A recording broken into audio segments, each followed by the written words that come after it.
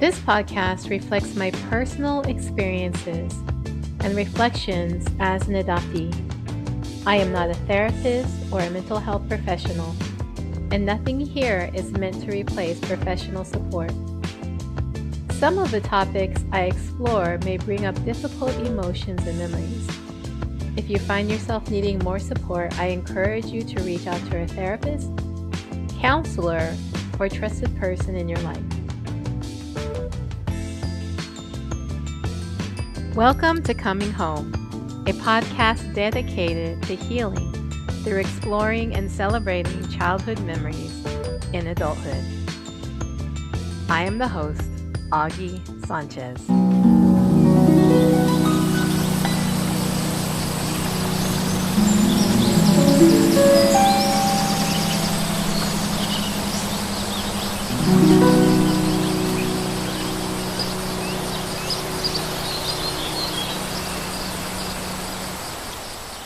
When I think of Honduras, I feel the presence of love. A love that spirited me away from my homeland. A love that protected me from the darkness of abandonment. A love that sheltered me in the arms of strangers until I was adopted. A love that never left me.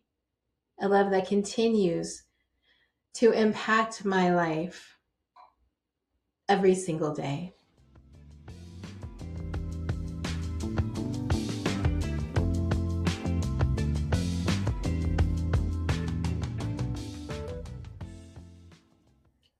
Love has always been present for me since the moment I can remember, seeing the faces of my abuela and my papi, to inviting conversations with my ancestors. Love is that strand in my DNA that eternally anchors me to my bloodline and heals the future generations. When I think about the memories of Honduras, there's always the impression of love. Love has never left me. Love watched over me and protected me when the militiamen, the guerrillas came and walked around. Love was there when my hair was falling out because I was emaciated and had malnutrition experiences and parasites in my blood. Love was there sustaining me. Love was the arms of the nurses who cared for me back to health. Love was the arms of my papi as he held me and walked me to the clinic and left me there. Love was in the eyes of my abuelita as she looked upon me with such love and tenderness. Love has never left me.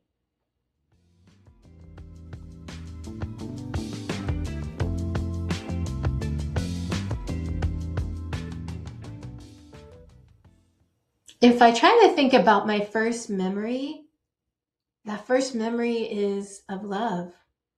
It is the love of my abuelita looking at me. It is the love of her warmth and gentleness.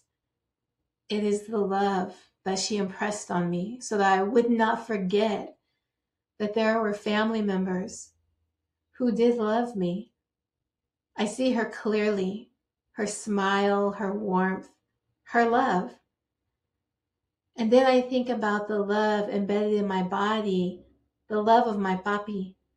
I can see his eyes, hair, and skin. I feel his pride and gentleness. I know my own memories of him do not agree with what my mommy said about him, and that is okay. I have the impression of my abuelo in my veins, in my DNA, in my bones. His strength and commitment to care for his family and for the land, his love and his commitment. There is the presence of love through the nurses and volunteers who cared for me when I was at the clinic.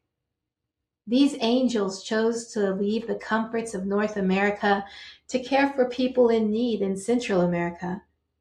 I felt their love that held my life in their arms. nurturing me back to health. And then there's the love of the land, the memories I carry of my home, the sounds of the wind rustling leaves, the sound of rain making the echoes on the tin roof, the howler monkeys in the distance, the sounds of macaws and toucans. And then there was the spider monkey who befriended me. I don't remember the spider monkey, but I do remember wanting a monkey as a pet when I was much younger. It makes sense. I have a picture of me with a spider monkey kissing me. That is just wild. Love has always been present.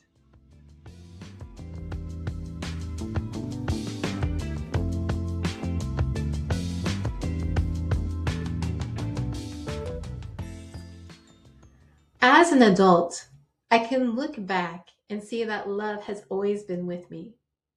But as a child, growing up into adulthood, I really struggled with feeling loved. I experienced a deep sense of grief and loss for a very long time, and I did not receive the support I needed as somebody who lost so much and was brought into an environment that was completely foreign to me, having no connection to my family, my land, or my language. I believed the lie of abandonment, and it took therapy, it took prayer, it took trust to help me to see that although I felt abandoned, I was never alone. Love protected me from death. Love put me to sleep when the pain was too much for my brain to process. Love hid me from traumas as a child that eventually I would need to confront as an adult.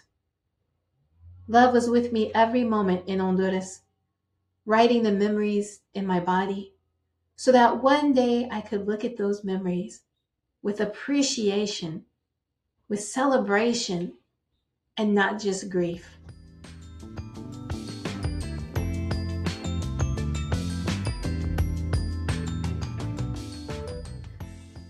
Growing up as an adoptee, I was constantly reminded that I needed to appreciate others' sacrifice for me.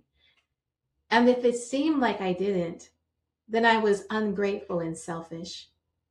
Loyalty said I had to give up my sense of self, self protection, self preservation. My concerns were never addressed or acknowledged. Loyalty said I had to erase who I was supposed to be and be who others wanted me to be. Loyalty was cruel, cold, and manipulative. Loyalty told me that my voice didn't matter. Love challenged me out of loyalty. Love nudged me, opening my eyes to the vision of who I really am, not who I was trying to be. Love said, I see you. I accept you. I will protect you. I love you. Love has helped me to look into the shadows and confront lies. Love showed me how to be brave, even when my heart was racing. Love reassured me when everything I believed about my worth blew away like sand in the desert.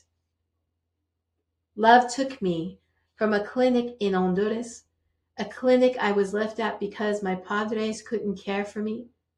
Love took me on a journey of restoration, helping me to hear my own voice for the first time and helping me to see the reflection of not just a survivor, but a warrior. Love allowed me to hear the voices of my ancestors and see them as they encourage me to stand tall because I come from a line of warriors. Love said there is more in me and more for me. Love said I needed to grow, heal, and love myself. Love reminded me that the little girl within was ready to have space in my adult life. 1 John chapter 4 verse 18 in the Amplified says, "There is no fear in love, Dread does not exist, but full-grown, complete, perfect love turns fear out the doors and expels every trace of terror. For fear brings with it the thoughts of punishment, and so he who is afraid has not reached the full maturity of love, is not yet grown into love's complete perfection. I'm not in love's complete perfection, but I believe that I am growing, and I am healing, and I am embracing the memories of a child who just needed to feel loved.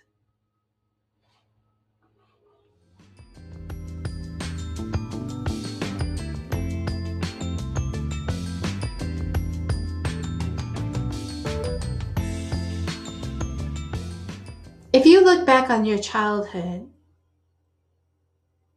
and you have difficult moments that seem like, how can I overcome that? Can you recognize love's presence in those moments?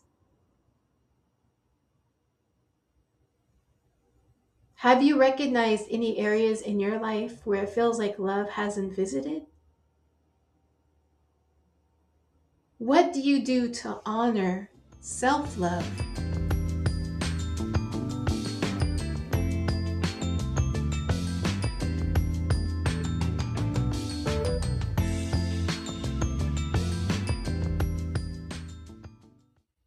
The journey of coming home is never ending. Hopefully, this podcast has inspired you to tap into those childhood memories, the ones that you hold so dear, and start to be curious about how you can add those memories and those moments into your adult life. How you can celebrate and honor that little child within and walk together as one.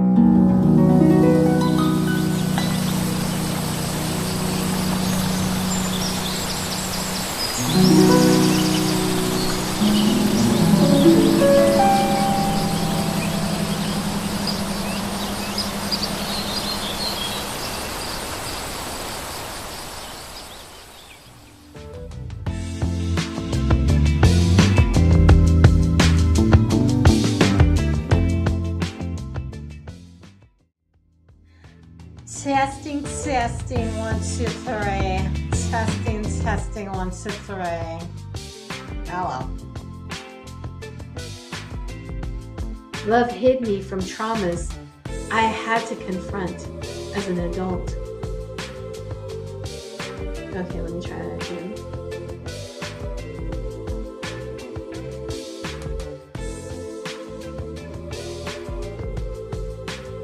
If you find value in this podcast and you would like to support Coming Home, you can send a financial love offering to my Cash App, which is posted on this page.